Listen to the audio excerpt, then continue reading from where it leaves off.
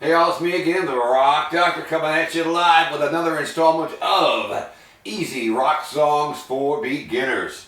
Today, I'm going to pull some old Green Day out of the vault. This is going to be Waiting from the Warning album that came out way back in 2000. As usual, with this Green Day stuff, it's mainly an exercise in power chords. And this one's no different than the others, really. What else can I tell you about it before we start? I'm playing in standard tuning, and I found the recording on YouTube that was pitched up to standard tuning, so you can just play along without having to detune your guitar. But anyway, without further ado, here is the intro. I'll just play through the part a couple times first, then I'll tell you what I did. All right, here we go.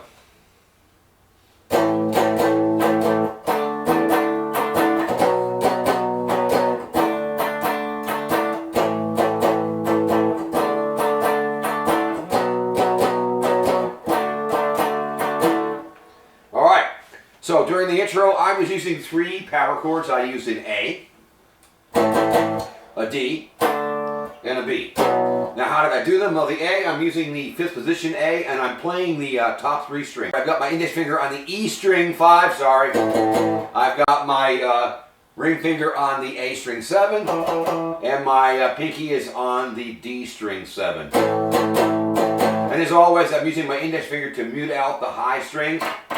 And that keeps that all quiet. So there's the A chord. D is right next door. Move everything over. So now I'm on the A string of 5th fret with my index finger. Ring finger's on the D string 7 and pinky's on the G string 7. Okay, and the other chord is a B. And I'm in the 7th position there on the top 3 strings. Index finger's on the low E7. My ring finger is on the A string 9. Pinky's on the D string 9. And the strum pattern, again, was this.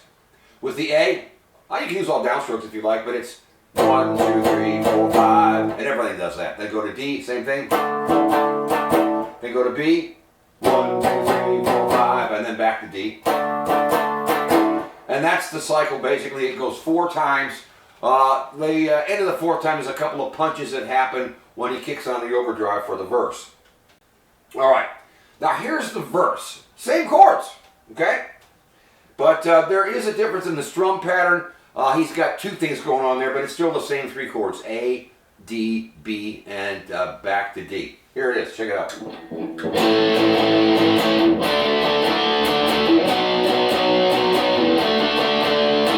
That's the first one. So what do I have there? With the A, I went 5 strums. 1, 2, 3, 4, 5. With the D, I went 6.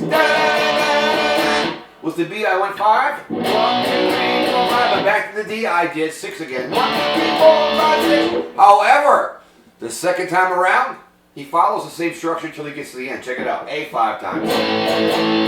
D 6 times. B 5 times. But then he goes back to the D and does 5. And that whole cycle goes through twice. So you've got 4 little sections there. All right. Let's do the next section. I'll just call it the pre-chorus.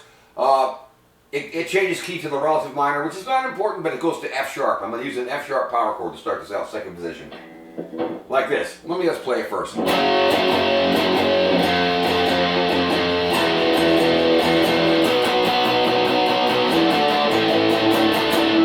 All right. So what happened there? I started out with an F sharp power chord in the 2nd position. My index finger's on 2 on the low E. Follow suit with the other 2 fingers. My ring finger's on 4 on the A. Pinky's at 4 on the D. And I did 5 strums. Then I went to a single note. The low E string 5th fret, say our 1st fret. Same strum pattern. Then I went to a 1 finger open E power chord. Same amount of strums. Then I left my index finger there and I did a B power chord in the 2nd position, and I went in groups of 4. 1, 2, 3, 4, 1, 2, 3, 4. Following that is D to A in the 5th position like this. And you just chop it off and kick it back around again. All right. Okay. Now, basically all those things happen over and over. But you know what? When you get to the pre-chorus second time around, you go through the whole thing again, but check out what happens.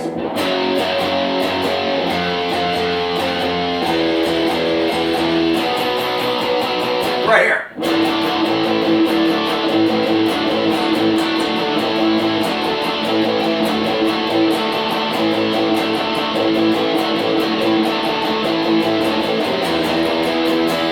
Holy crap, right? So let's talk about that last part there. All right. So when you get to the D to the A part in the fifth position, I've got 3 Ds, 3 A's, 3 Ds, 3 A's, then D A D A, and that whole little sequence there goes 3 times in a row. Okay. So in other words, 3 of those. The 4th time though, it does this: D D D, A A A, then D A, low F, and then go up to a high E 7th fret power chord and go 1, 2, 3, 4, 1, 2, 3, 4. Whoa! Actually, I think it's 1, 2, 3 out. That's it. All right, that's it. What else is there? I won't cover the solo today, although it's easy.